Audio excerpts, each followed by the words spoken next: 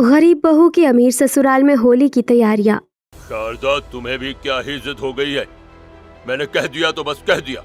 मेरे बेटे की शादी मैं अपने दोस्त अमरेंद्र की बेटी से ही करवाऊंगा, और तुम भी इस बात को जितना जल्दी समझ लो और मान लो उतना ही अच्छा है। क्यों जी, क्यों अच्छा है? और अगर मैं ना मानूं आपकी बात को तो आप क्या कर लेंगे, जरा बताना। देखो शारदा, मुझसे तुम उल्टी बात मत करो, समझी? मैं जानता हूँ कि मेरा दोस्त कितना अच्छा है और उसकी बेटी भी बहुत ज्यादा अच्छी है। आज के दौर में तुम्हें उसके जैसी बहू मिल ही नहीं सकती, इसलिए अमरेंद्र की बेटी को ही अपने घर की बहू बनाऊंगा मैं। देख देख रहा है रजत तू? बाबा, आपको भी तो माँ की बात समझ ही नहीं आ रही है। आपको कितनी बार बताना पड़ेगा कि आपके दोस्त बहुत ही ज्यादा गरीब हैं और हम लोग ठहरे अमीर लोग। उनका और हमारा कोई मेल नहीं है बाबा। आपको जो लड़की पसंद है वो हमारे घर में भाभी बनकर नहीं आ सकती है। क्यों भैया, क्यों नहीं बन सकती है बाबा की पसंद की लड़की हमारी भाभी? अगर आपका मिजाज खुश है, उनकी आदत अच्छी है, तो क्या दिक्कत है हमें उन्हें इस घर की बहू बनाने में? भाविका, तू भी। अरे बस करो। आप लोगों ने पता नहीं क्या ये रोज रोज की एक जैसी कलेश लगाई हुई है। ये नहीं वो नहीं। अच्छा भैया, अगर आपको इतनी ही दिक्कत होती है हमारे रोज रोज के इस मुद्दे पर बात करने से, तो ये बताइए कि आप क्यों कुछ नहीं बोलते हैं? क्या बोलूं मैं? हाँ, मेरे पास इतना फालतू वक्त नहीं है कि मैं शादी ब्याह की बातों में ही अपना दिन और अपना दिमाग पूरा लगा दूं। अगर मुझसे ही कुछ सुनना चाहते हो ना तो सुनो। बाबा, मैं आपकी पसंद पर राजी हूँ। अर्जुन, ये तू क्या बोल रहा है? माँ बस, अब आप कुछ नहीं बोलना मुझे। ऑफिस जाने में देरी हो रही है। मेरे अलावा मेरा एक भाई और है। मेरे लिए बाबा फैसला कर रहे हैं, इसके लिए आप कर लेना। लेकिन बस अब इस बात को यहीं पर खत्म करो माँ। अर्जुन ऐसे बोलकर अपने काम पर जाने के लिए निकल गया। ये कहानी है शारदा के परिवार की। शारदा एक अमीर औरत थी जो अपने 3 बच्चों और पति के साथ रहती थी। शारदा के घर में काम को ही सबसे ज्यादा महत्व दी जाती थी और उसके घर में कोई भी बेकार की चीजों में अपना वक्त जाया नहीं करता था। अब शारदा का बड़ा बेटा अर्जुन शादी के लायक हो चुका था, जिसके लिए शारदा कोई अपने ही स्टैंडर्ड की लड़की लाना चाहती थी। लेकिन शारदा का पति नितेश अपने एक गरीब दोस्त को वचन दे चुका था कि उसकी बेटी की शादी वो अपने बेटे से करके अपनी दोस्ती को रिश्तेदारी में बदलेगा। लेकिन शारदा को उसकी ये बात जरा सी पसंद नहीं आती थी, जिसकी वजह से घर में रोजाना कलेश होता था। लेकिन आज के दिन अर्जुन ने अपनी बात सभी के सामने रख दी थी। सुना तुमने शारदा, हमारे बेटे ने अभी अभी क्या कहा? उसको कोई दिक्कत नहीं है कि लड़की गरीब है या अमीर, और वो मेरी पसंद से राजी भी है। तो अब तो मैं अपने बेटे की शादी अमरेंद्र की बेटी आरती से ही करूंगा। हाँ सुना मैंने, अब क्या ही कर सकते हैं। शारदा ऐसे बोलकर मुंह बनाकर अपने कमरे में चली गई। रजत और अर्जुन दोनों काम पर चले गए और नितेश भी अपने काम पर चला गया था। ऐसे ही अगला दिन निकला और आज के दिन नितेश और शारदा दोनों अमरेंद्र के घर उसकी बेटी को देखने गए थे। ये घर है माचिस की डब्बी के बराबर का, इसमें तो जानवर भी ना रहे। लेकिन इसमें इंसान ही रह रहे हैं शारदा, हर किसी को सब कुछ नहीं मिल जाता। अब अंदर चलो। नितेश और शारदा अंदर आ गए, जहां अमरेंद्र और गंगा ने उनका अपनी हैसियत के मुताबिक स्वागत किया। ये लीजिए, पानी लीजिए। शुक्रिया भाभी। स्टील के गिलास में पानी? मैं तो कांच के गिलास में ही पानी पीना पसंद करती हूँ। और दूसरा, ये पानी प्योर तो है ना? जी, वो ये पानी कुएं का है। कुएं का पानी है? ओह गॉश, मुझे बीमार नहीं पड़ना है, मैं ये पानी नहीं पीऊंगी, ले जाओ। शारदा ऐसे ही गरीबों को बुरा महसूस करवाने लगी। नितेश को उसकी हरकत जरा भी अच्छी नहीं लग रही थी। ऐसे ही कुछ देर तक चला, जिसके बाद अमरेंद्र की बेटी आरती मेहमानों के लिए चाय नाश्ता लेकर आई। नमस्ते। नमस्ते, ये लीजिए नितेश अंकल और शारदा आंटी, चाय ले लीजिए। बेटा हम ले लेंगे, तुम परेशान नहीं हो? हाँ अरे नहीं, इसमें परेशानी कैसी है आंटी, ले लीजिए, ये शुद्ध भैंस के दूध की चाय है। अभी अभी पड़ोस से मैं भैंस का दूध कड़वा कर ये चाय बनाई हूँ। और सेहत की चिंता नहीं करना, अमीर तो न जाने किस किस चीज से बने सफेद रंग के पानी को दूध समझकर पी जाते हैं, लेकिन ये आपको बिस्तर पर नहीं डालेगा। आरती की बात को सुनकर शारदा का मुंह उतर गया। आरती वैसे तो गरीब घर की लड़की थी, लेकिन हक की बात बोलने से वो कभी भी नहीं चूकती थी। आज भी उसने वैसा ही किया और नितेश और शारदा ने चाय पीने के बाद गंगा और अमरेंद्र से आरती की शादी की बात को पक्का कर दिया। मेरे दोस्त, मुझे तो यकीन भी नहीं था कि तू मुझे दिया हुआ वादा यहाँ तक निभाएगा? तू मेरे हालात तो देख ही रहा है यार। मुझे शर्मिंदा करने को तू कोई शादी में पैसा नहीं लगाना। 4 सूट देकर मैं अपनी बेटी को विदा करूंगा और तू भी 4 बाराती लेकर आना और इसको ले जाना। कोई फंक्शन की कोई जरूरत नहीं है दोस्त। अरे बिल्कुल मेरे यार, जैसे तुझे सही लगे। मैं बिल्कुल भी भीड़ नहीं लाऊंगा यार। 1 हफ्ते के बाद अपनी बेटी को रुखसत करने की तैयारी कर ले तू। हाँ। अमरेंद्र ने नितेश की बात को सुनकर उसे गले लगा लिया। शारदा को इस शादी में कोई इंटरेस्ट ही नहीं था, तो ना उसने खुशी जाहिर की और ना ही गम। देखते ही देखते 1 हफ्ता भी गुजर गया और गरीब की बेटी विदा होकर आज अपने ससुराल को आ चुकी थी। अभी अभी आरती का बस गृह प्रवेश होकर ही निपटा था और हाँ हेलो हेलो हाँ ठीक है मैं आता हूँ। माँ मुझे ऑफिस में एक जरूरी काम है तो मैं जा रहा हूँ अभी। मुझे क्यों बता रहा है? आप ऑफिस जा रहे हो? आज तो हमारी शादी हुई है, आज ही के दिन आप ऑफिस जा रहे हो? शादी तो हो गई ना, ऐसा तो नहीं है कि मैं फेरे छोड़कर ही जाने को बोल रहा हूँ। जाओ तुम कमरे में जाओ, मुझे काम है। अर्जुन, नई बहू से इस तरह से कौन बात करता है? हाँ तो और कैसे करे जी मेरा बेटा बात? आप ही बता दो। जब उसको काम है तो वो जाएगा ही ना, या इसके निकम्मे बाप की तरह हो जाए और हमें भी बदबूदार सी झोपड़ी में डाल दे। काम से ही आराम है। माँ जी, मेरे बाबा जैसे भी हैं मेहनती इंसान हैं, कभी किसी के आगे हाथ नहीं फैलाया उन्होंने। और जहाँ तक अमीरी की बात है तो ये तो किस्मत का खेल है कि कौन सा कारोबार कहाँ से किसी का हाथ पकड़ ले। असली अमीरी ये पैसा नहीं होता, रिश्ते होते हैं। जो इंसान रिश्तों को कमाए और उनकी अहमियत समझे वही असली अमीर है। अगर यकीन ना हो तो देख लो, एक पैसे से गरीब लेकिन रिश्तों से अमीर इंसान की बेटी आज आपके परिवार का हिस्सा ऐसे ही नहीं है। ओहो, बड़ा मुंह चल रहा है तेरा तो अभी से। तो गलत क्या बोला बहू ने? सही ही तो बोल रही है। भाविका, तू अपनी भाभी को कमरे में छोड़ कर आ जा।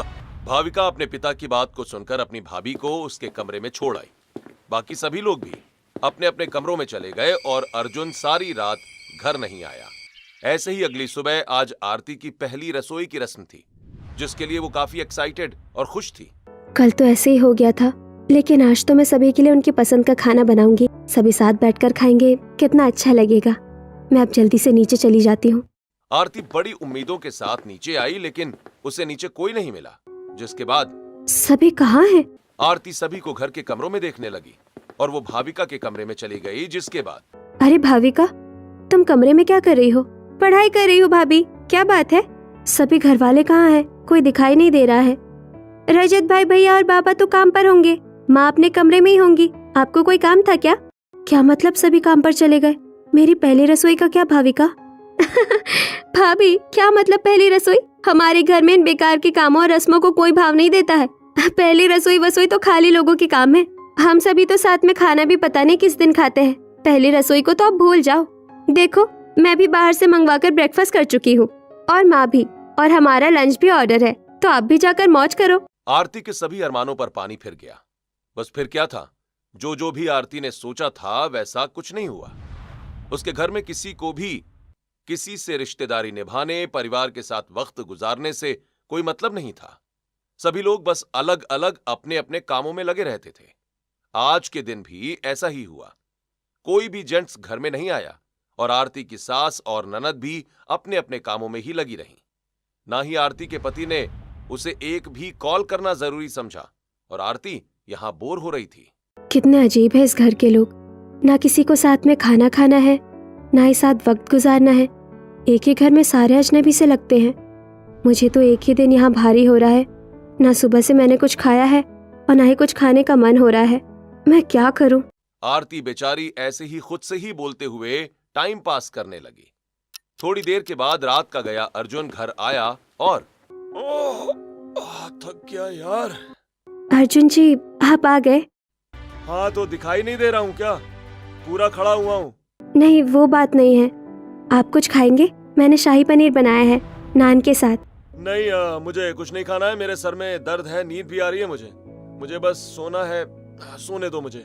अर्जुन ऐसे बोलकर अपने कमरे में गया और फ्रेश होकर वो सोने के लिए लेट गया। आरती अपने पति के आने के बाद भी अकेली ही थी। ऐसे ही अकेलेपन का सिलसिला चलते चलते अब 1 महीना गुजर गया था। इस 1 महीने में ना तो आरती ने अपने ससुराल में किसी रिश्तेदार को आते हुए देखा, ना ही उन लोगों को किसी के घर जाते हुए देखा। और तो और वो सब बस अकेलेपन में ही अपना पूरा पूरा वक्त गुजार दिया करते थे, जो कि आरती को बड़ा अजीब लगता था। ऐसे ही दिन गुजर रहे थे और अब होली का त्योहार आने वाला था। अभी बस त्योहार आने में 1 हफ्ता बचा हुआ था और घर वालों ने कोई तैयारी नहीं की थी। ये क्या इतना ज्यादा वक्त हो गया और मुझे पता ही नहीं चला। अब तो होली आने में बस 1 ही हफ्ता बाकी है। अर्जुन जी, कम से कम अगर मुझे याद नहीं था तो आप ही याद रख लेते, होली आने वाली है। क्या मतलब कि होली आने वाली है? तो मैं क्या करूं? क्या मतलब कि मैं क्या करूं? सारी चीजों की तैयारियां करना क्या औरत का ही फर्ज हो गया है? आप भी तो कुछ करेंगे, कम से कम अपनी तैयारी तो आप कर ही सकते हैं ना। अरे बाबा, बस चुप भी करो यार। और क्या तैयारी करनी है? अरे सब कुछ तो मैंने बता दिया, अभी भी आप ये पूछ रहे हैं कि क्या तैयारी करनी है? होली आने वाली है, कितना सब तैयार करना होता है। घर की सफाई और सजावट, कपड़े, रंग, पकवान, रिश्तेदारों को बुलाना और भी बहुत कुछ। आरती, तुम्हें क्या लगता है कि इन बेकार के कामों के लिए मेरे पास या मेरे घर वालों के पास बहुत ज्यादा फालतू का वक्त है, जो हम 1 हफ्ता पहले से कामों में लग जाएं? क्या कहा? ये बेकार के काम है? तो आप लोग त्योहार कैसे मनाते हो? बिना किसी ड्रामे के। त्योहार का दिन आया, ठीक है, बस जैसे भी गुजरता है गुजार देते हैं। पहले से कोई प्लानिंग नहीं होती है। क्या?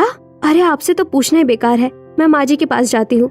आरती होली के लिए एक्साइटेड होकर शारदा के पास गई, तो उसे शारदा से भी यही सेम जवाब मिला। यहाँ तेरे मायके की तरह हम लोग फालतू नहीं बैठे हैं। चल निकल यहाँ से, और आइंदा ये सब पूछने मेरे पास आ नहीं जाना। ठीक है माँ जी। आरती शारदा का जवाब सुनकर उदास हो गई। बस फिर क्या था, वो उदास सी ही आ रही थी कि तभी उसे भाविका ने देखा और उसे वो अपने कमरे में ले गई, जहां भाविका ने उससे उसकी उदासी का कारण पूछा। भाभी, आपको शायद बुरा लग रहा है क्योंकि आपने हमेशा त्योहारों को बड़े ही दिल से मनाया है, लेकिन हमारे घर में त्योहार ऐसे ही मनाए जाते हैं। वो तो ठीक है भाविका, लेकिन क्या कभी तुम्हारा अच्छे से त्योहार मनाने का मन नहीं करता है? तुम तो लड़की हो और लड़कियों से ज्यादा त्योहार किसी को पसंद नहीं होते हैं। नहीं भाभी, कभी मनाए नहीं है तो पता भी नहीं है। बस बहुत हो गया।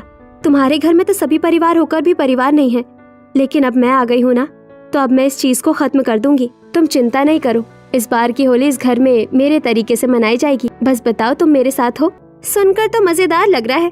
ठीक है भाभी, मैं आपके साथ हूँ। बताइए कि होली के लिए क्या क्या तैयारी करनी है? सबसे पहले हम करेंगे घर की अच्छे से सफाई और उसके बाद उसकी सजावट। तो लग जाए क्या काम पर? भाविका को आरती की बात को सुनकर मजा सा आ गया और वो दोनों सफाई में जुट गए। वो दोनों खुद भी सफाई कर ही रही थीं और नौकरों से भी मदद ले रही थीं। सुनो, तुम वहाँ से वो जगह साफ करो और मैं यहाँ से ये रेलिंग साफ कर रही हूँ।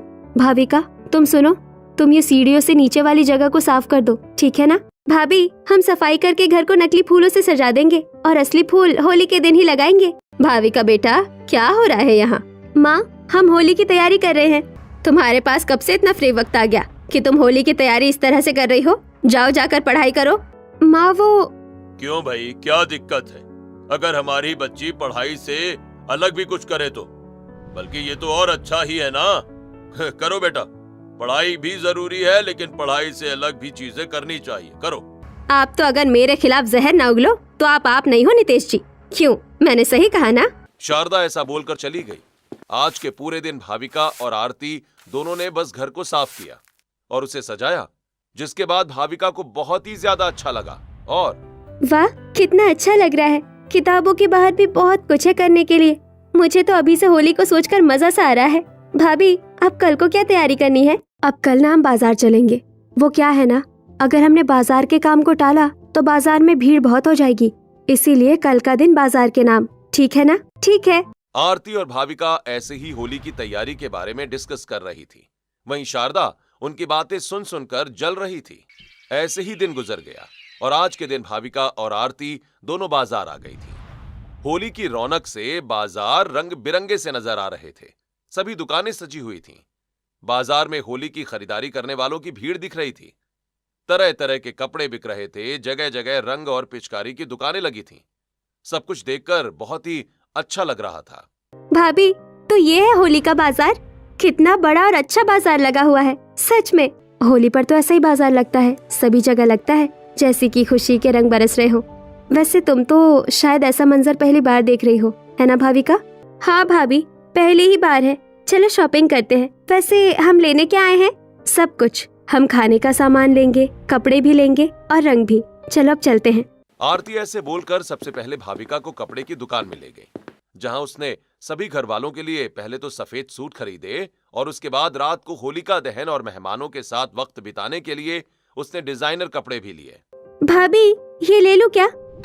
अच्छा है, लेकिन उतना भी नहीं। मेरा मतलब होली के दिन तो देसी कपड़े ही अच्छे लगते हैं, तो कुछ देसी सा लो भाविका। ठीक है भाभी, तो मैं ये नहीं लेती। भाविका ने ऐसे बोलकर उसे नहीं लिया और उसने एक ट्रेडिशनल अनारकली खरीद ली। ऐसे ही आरती ने भी कपड़ों की शॉपिंग को पूरा किया, जिसके बाद वो रंग खरीदने के लिए चली गई। और बताओ भाविका, कौन सा रंग लेना है? सारे ही रंग देखने में कितने अच्छे लग रहे हैं। मेरी तो समझ ही नहीं आ रहा कि मैं कौन सा लूं। आप ही बता दो भाभी। देखो, लाल गुलाल के बिना तो होली ही अधूरी है। तो भाई साहब, आप अच्छी सी क्वालिटी का गुलाल जो स्किन को खराब नहीं करे, और बाकी थोड़े थोड़े से सभी रंग दे दो। आरती की बात सुनकर दुकानदार ने सभी रंग पैक कर दिए, जिसके बाद खाने का भी सामान लेकर आरती और भाविका दोनों घर आ गईं। आ गई तू? बहुत तेरा पढ़ाई को छोड़कर बेकार के कामों में दिल लग रहा है। माँ, जो मैं कर रही हूँ ना, वो पहले तो आप सुन लो कि बेकार के काम नहीं है, और दूसरा, आपने तो बस मेरे ऊपर बचपन से बस पाबंदी ही लगाई है। आपको कभी ये ध्यान आया ही नहीं कि जिंदगी को जीना भी जरूरी है। कम से कम भाभी मुझे किताबों से बाहर की दुनिया तो दिखा रही है। भाविका ऐसे बोलकर चली गई। शारदा भाविका की गलती और बात पर भी आरती को ही घूर रही थी, लेकिन आरती ने उसके ऊपर ध्यान नहीं दिया। ऐसे ही 1-2 दिन और गुजर गए और हर एक गुजरता हुआ दिन होली को और करीब ला रहा था। आज के दिन आरती सभी रिश्तेदारों को घर में बुलाने के लिए उन्हें न्योता देने वाली थी। भाविका, तुम्हारी कोई बुआ, मासी, ताया और चाचा नहीं है? हाँ है ना भाभी? तो वो आते क्यों नहीं है? पता नहीं। तुम मुझे उन सभी का नंबर दे सकती हो क्या? अगर तुम मुझे उनका नंबर दे दोगी तो मैं उन्हें होली पर घर आने को कह दूंगी। माफ करना भाभी, मेरे पास तो किसी का नंबर नहीं है। माँ के पास ही उनके नंबर हो सकते हैं। आप माँ से पूछ लो। आरती भाविका की बात सुनकर रिश्तेदारों के नंबर लेने को अपनी सास के पास गई, जहाँ पर तुझे क्या दिक्कत है? अभी तक तो तू मेरी बेटी का ही वक्त खराब करवा रही थी। अब चाहती है कि रिश्तेदारों को घर बुलाकर हम सभी के भी कामों को रुकवा दे। माँ जी, काम जरूरी है, लेकिन रिश्ते उससे भी ज्यादा जरूरी है। ये कोई बेकार की चीज नहीं है जो मैं कर रही हूँ। इसी बहाने आप सभी से मिल लेंगे, ये तो सोचिए। नहीं, कोई नंबर नहीं मिलेगा तुझे, बस। शारदा ने ऐसे बोलकर बात को खत्म कर दिया, लेकिन नितेश सारी बात सुन रहा था। वो उस वक्त तो कुछ नहीं बोला, लेकिन बाद में वो आरती के पास गया और उसको सभी नंबर दे आया। बाबा, बुला ले बेटा। तुझे जिसको भी बुलाना है, इसमें सभी के नंबर्स लिखे हुए हैं, और हाँ, एडवांस में हैप्पी होली। नितेश की बात को सुनकर आरती खुश हो गई। उसने फोन पर सभी रिश्तेदारों को होली पर घर आने का न्योता दे दिया। ऐसे ही देखते देखते होली का दिन भी आ गया, और आज के दिन सुबह से ही आरती रसोई में होली के पकवान बनाने में जुट गई थी। इतने सारे लोग आएंगे। मैंने गुजिया तो बना दी है, चने, पकौड़े और मठरी भी बन गई है। अब बस ये ठंडाई बन जाए तो मेरा काम खत्म हो जाएगा, और फिर मैं भी नहा धोकर तैयार हो जाऊंगी। बड़ी अच्छी खुशबू आ रही है। वैसे भाभी, आपके आने से ना हमारा त्योहार बन गया। सच में, ऐसी सुबह हमारे घर में पहले कभी आई ही नहीं थी। और आपको एक बात बताऊं, आपकी वजह से आज भैया ने काम से भी छुट्टी ले ली है। क्या? एक तरफ आरती रसोई में ये जानकर खुश थी कि वहीं दूसरी तरफ, क्या भैया, कभी इन त्योहारों की वजह से आपने अपने काम को साइड किया है जो आज कर दिया? पता भी है एक दिन में कितना पैसा कमाया जाता है? अपनी उस बेवकूफ पत्नी के रंग में ये भी पागल रंगता जा रहा है। बस करो माँ, और तू भी रजत। अगर मैंने आज की छुट्टी कर भी ली है तो क्या है? आप आरती को तो देखो, वो कितनी खुश है। उसने होली की कितनी तैयारियां की हैं। इन गरीबों को तो ऐसे वक्त खराब करने में मजा ही आता है। शारदा ऐसे ही आरती को कोसने लगी।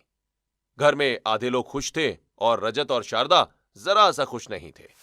आरती ने सफाई की, खाना बनाया, उसके बाद वो खुद भी तैयार होकर बस नीचे को आई ही थी कि तभी घर में पहले मेहमान ने दस्तक दे दी। दीदी, अरे दीदी कहाँ हो? अरे ये आवाज तो। शारदा जल्दी से अलर्ट हो गई।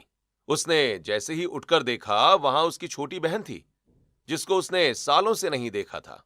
रेखा दीदी। दोनों बहनों ने सालों बाद एक दूसरे को गले से लगाया, और काम और अपनी गृहस्थी में हम इतने बिजी हो गए कि एक दूसरे को देखने का भी वक्त नहीं रहा। लेकिन आपकी बहू ने होली पर हमें बुलाकर बहुत ही अच्छा किया। रेखा अपनी बहन से अभी मिल ही रही थी कि पीछे से बुआ सास, ताया ससुर और चाचा ससुर का भी परिवार आ गया। और नितेश भैया, अरे सुचित्रा, नरेंद्र और बड़े भैया, ओए हैप्पी होली हैप्पी होली। तू तो भाई न जाने कौन से ही देश में बस गया, न कभी बुलाता था न कभी खुद मिलने आता था। अब देख, घर में बहू आई तो पूरा परिवार उसने जोड़ दिया। हेलो भाविका, कितने वक्त के बाद मिले ना हम सभी कजिन। वाह रजत भाई, तुम तो एकदम बॉडी बिल्डर और स्मार्ट हो गए हो यार। मेरे आइडियल टाइप शुरू से ही आप ही रहे हो। अबे ओ, तेरा इरादा तो ठीक है। अरे नहीं नहीं, मेरी बात को गलत नहीं लेना। आइडियल टाइप से मतलब है कि मैं आप ही की तरह बनना चाहता हूँ भाई। अरे हाँ, समझ गए भाभी कहाँ है। सुनिए, बातें बाद में हो जाएंगी, पहले सभी होली की जान गुजिया खाइए और ठंडाई पीजिए। होली का त्योहार है तो जब तक पकवान ना हो मजा नहीं आएगा ना। हाँ हाँ जरूर, क्यों नहीं बहू, आ जाओ सभी। आरती के बुलाने पर पूरा परिवार आ गया और सभी ने साथ मिलकर होली के पकवान खाने शुरू किए। बहुत सालों के बाद शारदा के घर में ऐसी रौनक दिखाई पड़ रही थी। अब शारदा को एहसास हो रहा था कि उसके घर में बहू के रूप में मानो स्वयं लक्ष्मी माता ने दर्शन दे दिए हों। दीदी, वैसे अगर आप बुरा ना माने तो क्या मैं एक बात पूछूं? आपने कभी अपने घर में ना होली मनाई ना ही दिवाली, तो इस बार अचानक से। बहुत ही अच्छा सवाल किया तूने रेखा, और इसका जवाब मैं खुशी से दूंगी। हाँ, मैंने कभी ऐसा कुछ नहीं किया क्योंकि मुझे लगता था कि ये सब वेस्ट ऑफ टाइम है। लेकिन आज मुझे मेरी बहू ने होली के इस त्योहार पर तुम सभी को बुलाकर और अच्छे से इसकी तैयारी करके ये एहसास करवाया है कि काम ही सब कुछ नहीं है। असली कीमत रिश्ते हैं जो शायद मरने के बाद तक भी साथ चलते हैं। आज मुझे पता चला है बहुत सालों के बाद की खुशी किसे कहते हैं और रिश्तों को वक्त देना क्यों जरूरी है। आज तक सभी से दूरी बनाने को मैं माफी चाहती हूँ, और बहू तुझे ना अपनाने को भी। लेकिन आज मुझे समझ आ गया है, तो हो सके तो तू मुझे माफ कर देना। शारदा की बात सुनकर आरती की आंखों में आंसू भर गए। उसकी समझ में तो नहीं आया कि वो क्या बोले, लेकिन उसके आंसुओं ने सब बोल दिया। बस फिर क्या था, पूरे परिवार ने पकवान खाए और रात को सभी ने साथ मिलकर होलिका दहन किया, जिसके अगले दिन सभी ने रंगों से खूब होली खेली और खुशी खुशी अपना त्योहार मनाया।